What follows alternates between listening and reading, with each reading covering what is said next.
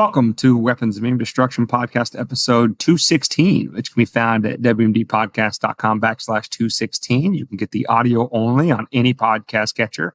Just search Weapons of Meme Destruction, and you can get the video on YouTube, Rumble, Odyssey, and X. David, we're talking fake news. We're talking the fakest of fake news, the most fake news, which, if I recall correctly, is a phrase that came into our lexicon in the 2016 election when Trump's, I don't know, in one of his earlier interviews, somebody said something to him. Don't even remember the exact line or what the subject You're matter. Wrong. You're wrong, He said it was fake You're news. wrong, Dane. Oh, you remember? Okay. Enlighten us. Enlighten me. Hillary Clinton came up with fake news. Did and Trump was the one that coined it and then kept using it. It's like when Paris Hilton... If she came up with it, then she coined it. And she coined it, and then he just used it, and he used it better than her, just like he did better than her in the particular election. Everybody who tries at anything she tries at does better than her. I was just, speaking of fake things, Dane, I was just having a high moment when I'm not high, which probably is due to my sleep deprivation. Those are the best ones. Due to my sleep deprivation. I was just wondering how flavors work. You know, like I'm drinking this can of Ghost, and it's flavored like Welch's grape. And it tastes exactly like Welch's grape. And David, are they paying us for this? It's not. They're not, and they should, because we're giving them free advertising on our platform where tens of people are going to see this. So, I was just wondering, how the fuck do flavors work? And I know this sounds like I'm a member of ICP right now, like magnets. How do they work? You know, I just don't know how, like, what chemical, like, what atoms do you put together for grape flavor? Like, what's the, I don't get how these things work. And you know what? I don't know, and you probably wouldn't want to know either. Maybe Jesus Christ is over there, like how he turned water to wine. He's just like, yeah, watermelon, you got it. Yeah, he was actually just a chemist. Grape soda. Yeah, he's just like the flavor king. He's not the king of salvation. He's just the king of flavors. But anyway, sometimes that's all. If someone wants to get in the comment section and tell, like, that's a chemist, and tell me how flavors work, let me know. But I can tell you one thing about fake news: all it matters is who's saying it nowadays, right? Yeah. If the establishment, highly credentialed experts are saying it, then it's clearly not fake news. Or if the not totally non-biased media is fact-checking a particular candidate, then it's not fake news. But if a bad, perhaps slightly orange-tinted individual is saying it, then it's fake news no matter what. And you know what? That's what I've learned so far. Some of my favorite things are fake. You know, Hollywood, tits. You know, everything. See, I thought you were going to lead with the second one. It's called misdirection, Dane. You can't pull right into it. Let them know. Never let them know what your next move is. Love, like you can't buy love, but you can rent it for 3 minutes. You know, it's some of the best things in this world are fake, I would argue, but news shouldn't be one of them. And it really divides a country on whether or not they see reality. And I feel like those with the biggest voices should be held the most accountable. Not little peons on Twitter or YouTube or the like. But go ahead, Dane. You seem like you're chomping at the bit. In a just sane world where all of the current occupants of the sane space were dutifully and diligently expanding the sane space, in such a world, then yes, there would be consequences and repercussions for people like that.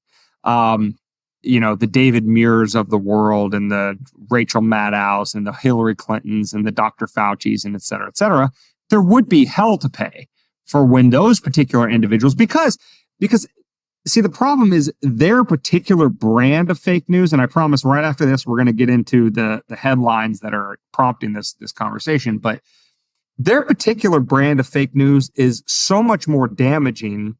Well, it's actually damaging than when they say someone like, for example, Trump is engaging in fake news, because when Trump says it, it's usually just like an off the cuff kind of comment, like he heard it somewhere, or he says many people say, right? Like that's the way he presents his news, which it could be fake. In some instances it is, or it's just his personal opinion that he couches in the opinions of nondescript others. But that's not near as dangerous as when somebody steps forward like Dr. Fauci and says, look at all of my credentials, look at my decades-long public service in the government. That's why you should trust what I have to say. Once you start throwing, or Hillary Clinton, I'm the most decorated public servant ever to run for president. That's why I'm qualified, that kind of thing.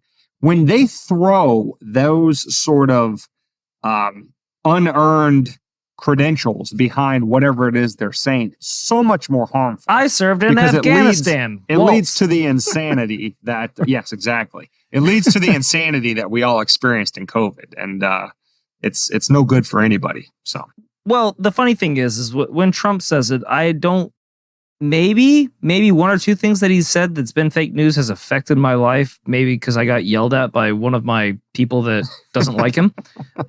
That's as much as it affects my life. But unfortunately, when fake news falls into the lap of, let's just say MSNBC or CNN, just to start, it hurts people. And they don't ever report on the things that it hurts. No, definitely trust this company that's super altruistic, that pays 70% of our revenue, that we're definitely going to not have that be any bias to us. We're not going to mention the fact that before this year, they were paying out great sums of money to people that they intentionally hurt to turn a profit with their products that they created. But this product right here, this is altruism at its finest. And you need to take 27 of them to make sure, despite the fact that we said that you only needed the one round, can't get it, won't spread it. Well, we were right, but wrong at the same time. So go get another one. And then maybe if you're feeling a little down, a little blue, go get another one too. It'll have no effect on your life. Right, Dane? I don't know which company or which hypothetical product or which... I would never. Totally natural, non-lab created... Much like the flavors in this ghost drink. Natural and artificial. Illness you're referring to, David. But what I do know is what you're referring to it's hypothetical. Is not anything that has anything to do with anything that would get us canceled or struck. It was based on a script that I was writing one time. That's all it is. I was writing a script about a pandemic that took over the world. So, all of that fake news aside, weapons of mass destruction. Sorry, was that loud? Sorry, it was right in the mic. Hello, can you hear me? Hello. All of that fake news aside, weapons of mass destruction, and definitely not testing syphilis on the Tuskegee Airmen, and the list goes on and on. MK Ultra. I say that to say this: that what we're getting ready to talk about today is not the first time situations like this have occurred. So, we had one headline was actually back from August of this year, but the other one just came out this week. As a matter of fact, a couple of days ago, as we record this on October 18th, it was reported on October 16th that some of the crime statistics may have been off. Now, if you'll remember, a few weeks back, there was the one, and it seems like it's going to be the only before Election Day, Trump and Harris debate.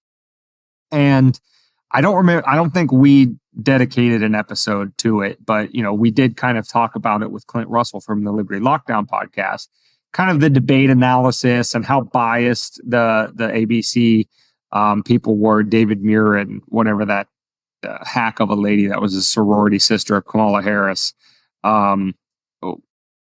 whatever, they were not only gearing their questions to sort of softball them in there for Kamala, but they were repeatedly fact-checking Trump. And if you remember, the refrain from the left coming out of that debate was, well, of course they fact-checked Trump like 30 times and Kamala Harris not one time, is because everything that comes out of Trump's mouth is a lie, right? But two in particular fact checks were one that Trump, claimed that the jobs that the Biden-Harris administration was taking credit for under the Biden economic recovery plan were not all what they were cracked up to be. And the second one, probably the more important one, was Trump made another one of his sort of offhanded statements that violent crime is exploding in the United States. And, Trump says that's because of, Biden-Harris's border policies and lax on crime laws and blah, blah, blah, right? which the reporters were quick to fact check him on and say, well, no, there's actually been tons of jobs added. And no, actually, according to FBI statistics, violent crime is down. Well, I hate to shock you, dear Sane Spacers, but in fact, both of those offhanded statements by Trump were correct in the sense that the jobs numbers were illusory in a non-insubstantial way.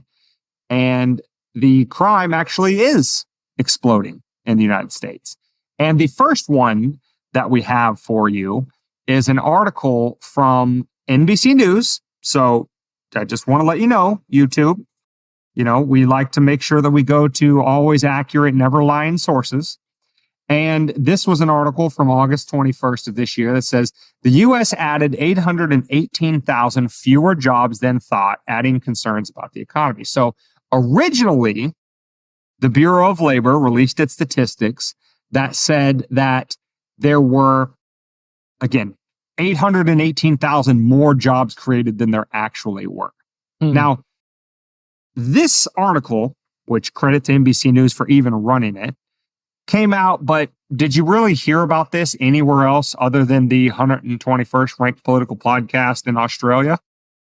Not really.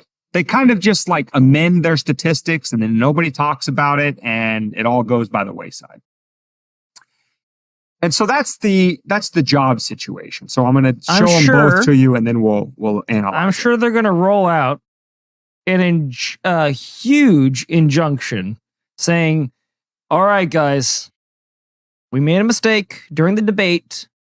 There was actually a huge discrepancy in the jobs that Trump's mentioned that we didn't have.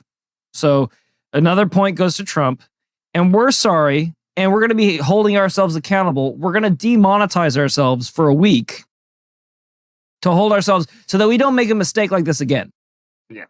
And then we're going to hold the FBI more accountable, and we're going to be more stringent with this, with the articles that we write and the wonderful journalism that we use to participate in judging them. We're gonna crack down on them, and we're gonna investigate, and we're going to be unbiased, and we're gonna hold them accountable.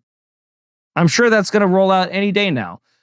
Or option B is the same shit that always happens gonna happen again, where people that watch the debate will just go off and think that he was wrong, and they'll never come back to it, and they'll just keep saying that he's lying when he's thusly later proven true. We can't, but he always lies. So if he was right about that, and we said that he lied, and we were lying, that puts egg on our face, right, Dane? Right. So yeah, because we're the bad guys.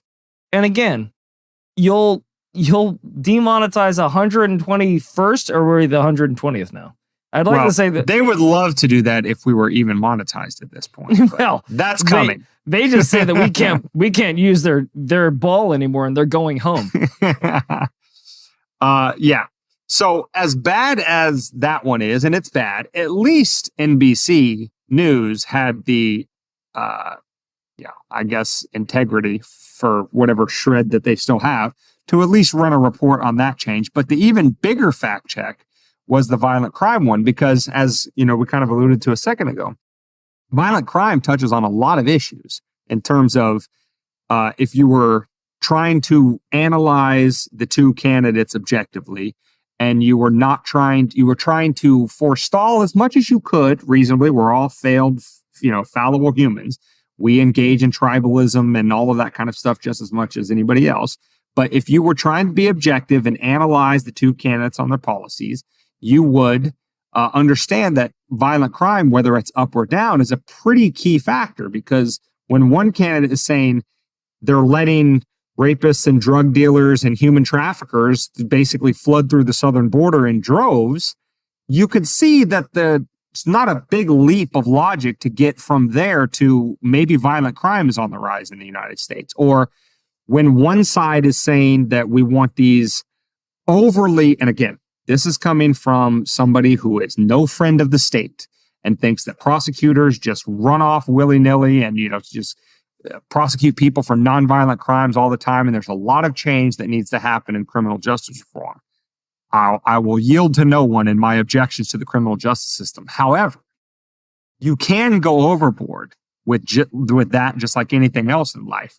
And when you start having these like no bail, reforms, and you start having these super slap on the wrist for like real violent criminals, and you let them out of prison to just become repeat offenders, you can see how that would also lead to a rise in violent crime. So whether that number is up or down really touches on a whole lot of important issues for people, because, red, blue, or somewhere in the middle, most people know that one of the core foundational aspects of society that we all need is a stable environment that's not crime-ridden, right? That's going to encourage us to invest, to have families, to produce wealth. If we're constantly in fear for our lives, that's not benefiting anybody on an individual or a societal level.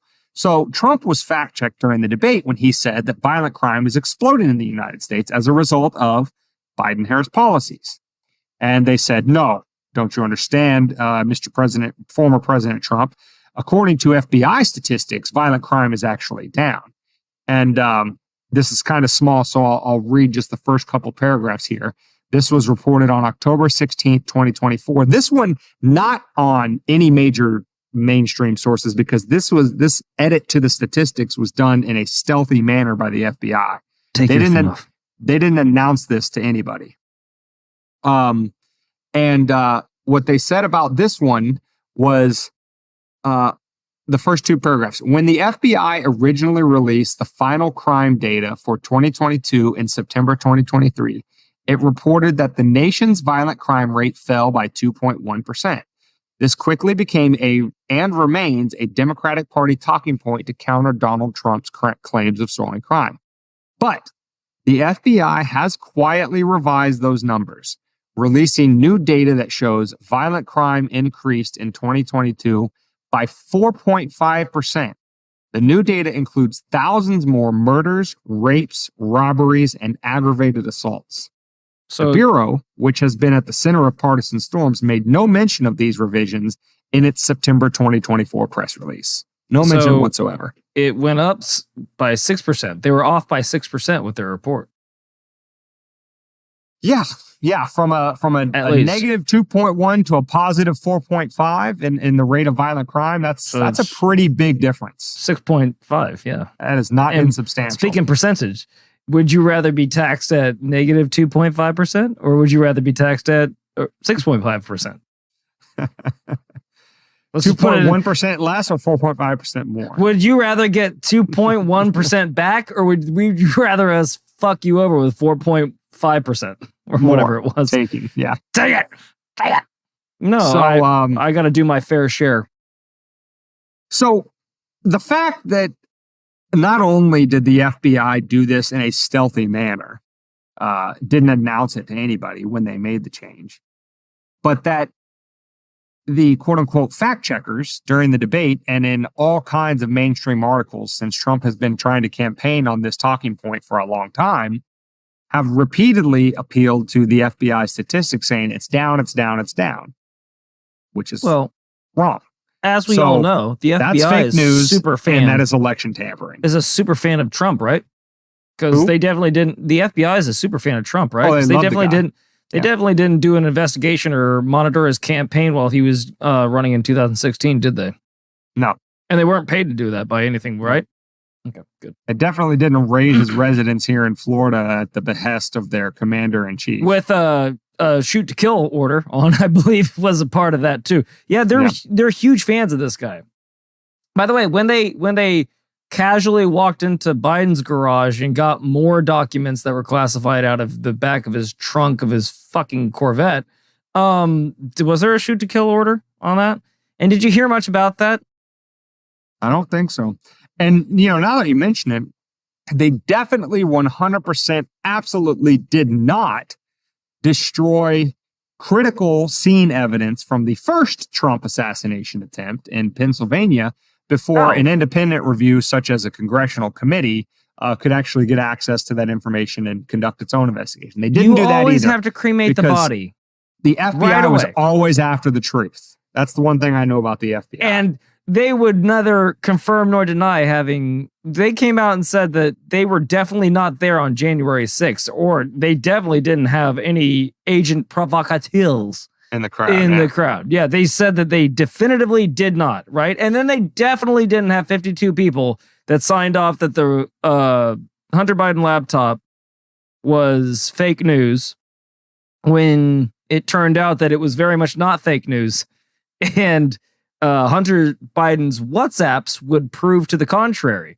And I'm sure all 52 of those agents have been fired because they're all about running a tight ship over there at the FBI, I bet.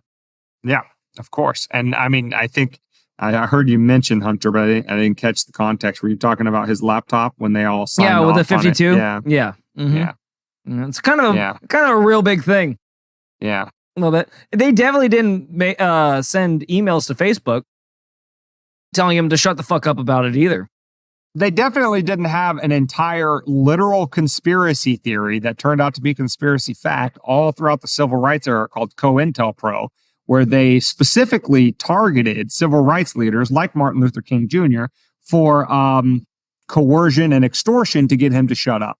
They didn't do any of that. The FBI has never done that, you America-hating, misanthrope. And this bureau is just to be trusted and believed at all costs and taken at face value when and where your betters tell you to. Dane, the CIA and the FBI are all good guys. They would never do anything to always put any of us in danger whatsoever. Correct. So we can sit here today as a repeatedly struck podcast on YouTube and other platforms. And we can might call us habitual say, line steppers. And we can confidently say that it is not fake news to say that there are more than 800,000 less jobs created under the Biden-Harris administration than previously reported. And instead of violent crime falling by 2.1% since 2022, it has actually risen by 4.5%. Now, we leave it to the statisticians and the researchers to tie that rise in violent crime to, like I said, things like immigration or lax on crime laws, et cetera, et cetera. And we leave it to a different set of statisticians to try to figure out, all those missing jobs from the economy, where are they missing from, right? If the government just puts 1 million people out of work and then adds 1 million government jobs paid for on the government dole where they're not actually producing or contributing anything of benefit or wealth to society, is that really an increase in the jobs? I say not, but let's leave that debate to the experts. The point is, when somebody makes a claim, whether he happens to be orange tinted or not, whether he happens to be running for president or not, whether he's stooped Stormy Daniels or not, when they make the claim that, less jobs than reported, violent crime is higher than, the FBI says, and the elites and their mouthpieces all over media, just run to the barricades to call that fake news, you can pretty much put your bullshit hat on, use your common sense, have a little bit of historical intelligence about what these people have told you about a lot of other things before that turned out to be lies, and just realize that maybe Orange Man's not lying. Or maybe if he's not 100% accurate, it's something you might want to look into before you just take Joy Reid or Rachel Maddow at face value that he is lying. Are you insinuating that there might be people eating other people's pets now? Are you going out on that limb? Can I officially say that Fido might be turned into Philo? I don't know how to rhyme Philo. I should have picked a better name. I insinuate nothing, but as a dog owner myself, I can attest that when the state of Ohio is mentioned, there's nervous fidgeting. Okay, the dogs know. He gets out of there. He skedaddles. There are some places you just don't want to go in the world, and the dogs know. He takes his big balls and leaves the room, does he? Yeah. His big unneutered balls. Anywho. So, I mean, And that's really the problem, isn't it? With the fake news, is that when you have something out there like this, if you're going to hold, this is really my grudge with it, is if you're going to hold little shits like us accountable for things that we say on our very minimal podcast as of right now, but hopefully someday it'll be bigger, because of stories like this and us speaking truth to power like this. The problem that I have with this is that with great power comes great responsibility until you're checking your own homework. I don't know if you know, but Anthony Fauci got a couple of things wrong during those 4 years. CNN got a couple of things wrong during those 4 years. MSNBC got a couple of things wrong during those 4 years. And they have not come out and capitulated, apologized, or offered any amount of change in their direction. And let's fast forward. 4 years on from that debacle, they are spewing rhetoric like if Trump gets in office, he is going to utilize SEAL Team 6 to start assassinating his political rivals. Also, during the same time, they said that he will weaponize the DOJ against his political rivals. Well, there's been 2 attempts on his life. One was hot and one was thwarted before it got hot. And the same media that was ginning up all this rhetoric did not apologize, did not take a look at thine own ass first and say, hey, maybe we should, hold ourselves accountable and stop talking like this. In fact, it took them a week before they started saying, and before people on their side started saying that the worst thing that happened on January 13th, or July 13th, sorry, was that he missed. That's really bad. I nice. gotta tell you. It's not a nice thing to say. no, it's like that's like saying the worst part about the Diary of Anne Frank was that they didn't find her sooner. Yikes. Same difference. It's the same difference. That's gonna get clipped. That'll get clipped. Get us canceled. Here comes strike number 27. Anyway, I can see the headlines now. Anti-Semitic prick. Dane and David say that. Hey, you got to go big or go home, I guess. And then also on top of that, I'm pretty sure it wasn't Trump's campaign that was suing RFK in every fucking state that they possibly could to try to get him removed from the ballot. So again, when do we hold them accountable for what they say? When do we hold them accountable for not reporting on Kamala Harris? When do we hold them accountable for hiding Kamala Harris? When do we hold them accountable for not telling us for 3 years that Biden's slipping mentally? When do we hold them accountable for saying that his superpower is his age? When do we start doing that? Well, and I'm glad you asked that question because I want people to return, mark down in your calendars episode 216, the day you listened to it or watched it. And remember to return. Changed your life for the better. Remember to return to 216 to see that what I'm about to say is prophetic. If Trump does even half of what they claim he's going to do. So what I've always thought or maintained that they're wailing and gnashing of teeth about Trump potentially weaponizing the DOJ against his political rivals and all that kind of stuff. And we sit here saying, yeah, it's hypocritical because that's what they're doing to him and all that kind of stuff. And that is what it is.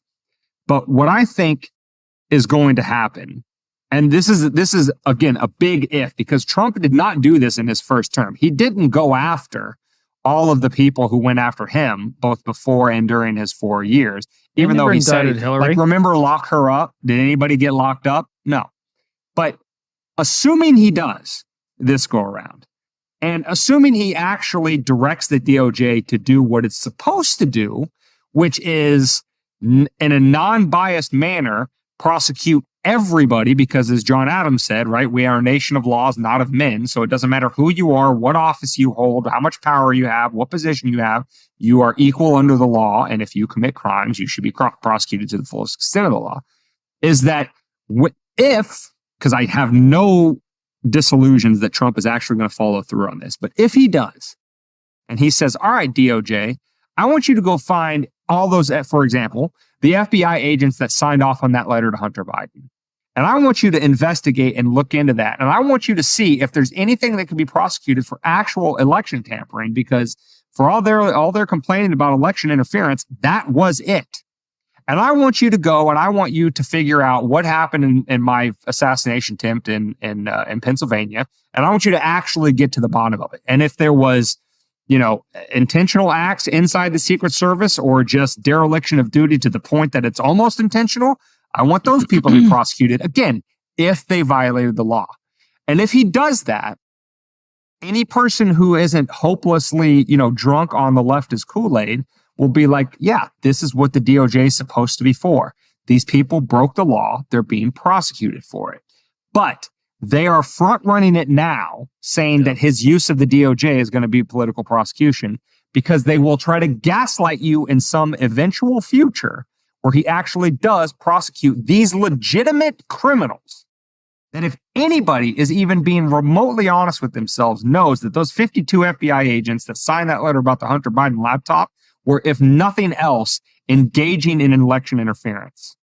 And they will try to gaslight you, and they will say Trump is doing exactly what we told you he was going to do. He's going after his political enemies, when it's really just the DOJ doing what it always should have been doing, which is prosecuting legitimate criminals.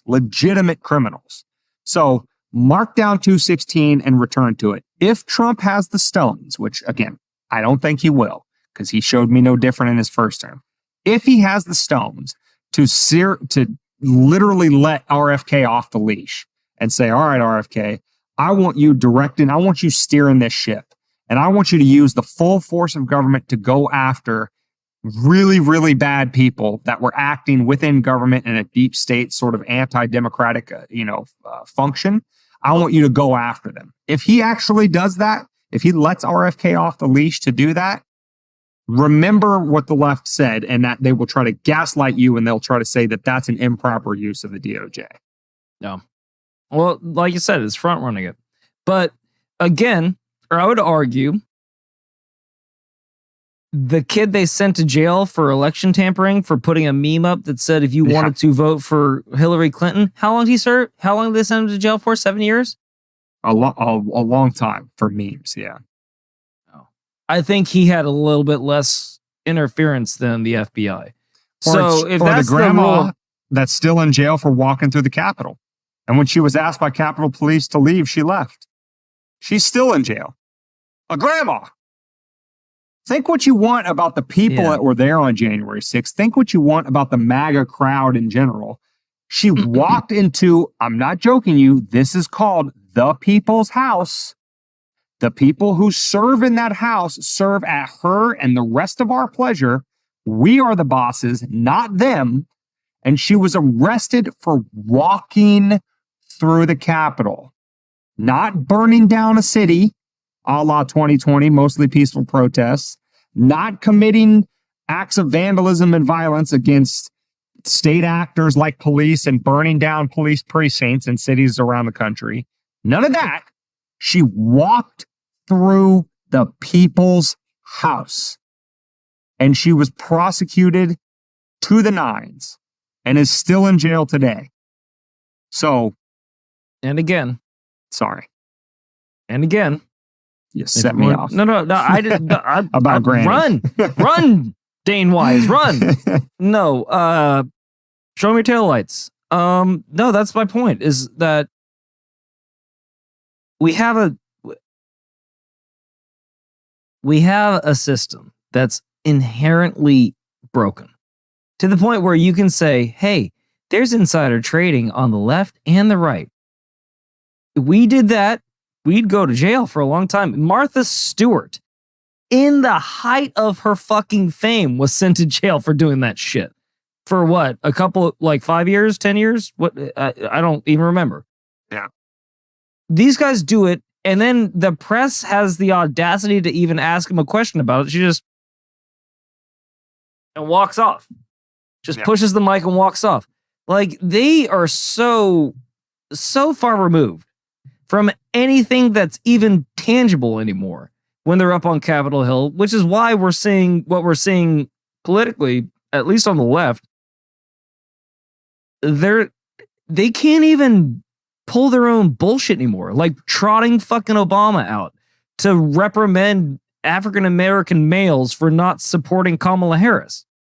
Like, you didn't know how tone deaf that was before you walked him out there? You're about to find out. Kind of like when Don Lemon, that's been in the sanctity of CNN for so long, now he's having to go out and ground pound because he was one of the sacrificial lambs, and he's shocked when he starts asking African Americans if they're voting for Kamala Harris. They go, fuck no, we're not. What? Like, yeah, because you fuckers aren't real. You don't live in the society that you claim that you know the best for, which is why you have all the billionaires over there. And you think people are dumb enough that you trot out once every 4 years and go, oh, we're going to fix all your problems. And then they vote for you. And then you go back and fuck them over even more. And you think you're going to trot back out again 4 years later and pull it again. People are waking up, and it's nice. And I guess one of the ways that you can hold them accountable is you can stop watching them. You can stop watching the CNNs. You can stop watching. Oh, wait, everybody already is. Unless they're, boomers, I guess I'll say. But if you're a boomer and you're here, welcome. You're more than welcome. It's not a connotation. It can be a good thing. But if you're still ardently holding on to whether or not these guys are telling you the truth, how many times you got to be hit over the head with it before you realize that they don't care about you? They have their own agenda they're working down. And if they're placating you at the moment, don't fall for it. I don't know how else to say it. Go support a local podcast. Like if you don't like the way that Walmart's treating their employees, go support a local farm to table farmers market. Do the same thing with your information gathering. Find somebody you trust that has relatively the same viewpoint that you do, and then find somebody that doesn't. Listen to both of them. Make your own conclusions. But the fact is that you can't really count on either one of the Fox. Fox is okay, but I mean, compared to MSN and CNN, that's kind of a race to the bottom there. It's like, who's the smartest person in the special ed class? I will say this about the whole podcast selection or information selection. You should start here first, by the way. Yes, absolutely, you should start here. No bias detected. But this advice will change as we grow and our circumstances change, because I'm not speaking from principle at all. When you are selecting your information source now, go for the smallest, brokest podcast you can possibly find, because nobody's giving them any money to tell them to say anything other than what they genuinely, honestly believe and think. Right. Now, you can come to your own opinions. By the way, pause. We would love to be bought and told what to do. We'd love to be whores for money. Please, Ghost. Like I said, artificial and natural flavor. Like, we're not even that expensive, so listen, man, you got to start somewhere. Even Rogan started with the pocket pussy. But listen, if you're wondering, like, hey, are these guys lying to me? Like, again, every single person has our bias. Currency is truth. Our currency is truth as a podcast, right? Correct. That's all we got. Yeah. And where we don't have truth because maybe we don't have all of the information, or maybe, we missed something or whatever, which you kindly tell us about in the comments, and thank you for that. We at least have sincerity. Yep. So the things we say and talk about and say that we believe them sincerely, and not because, we heard somebody else say it and we just, took it sight unseen or whatever. Our worldviews are arrived at through not only, like I said, the experience of our family. Feel free to go track all the way back to episode 1 for more details on that, but also based on, looking into the topics quite deeply before we arrive at whatever our conclusion is about it. Now, you might watch the show and you might come to a different conclusion or different opinion and think we're just out to lunch, and that's fine. We can all agree to disagree and still think that we're both, human beings of general goodwill that don't, want to. We'll still save you if you're drowning. People. Yeah, exactly. but the point is, like, you don't have to sit there and wonder about every syllable out of our mouths of who's paying them to say this, what's that, like, blah, blah, blah.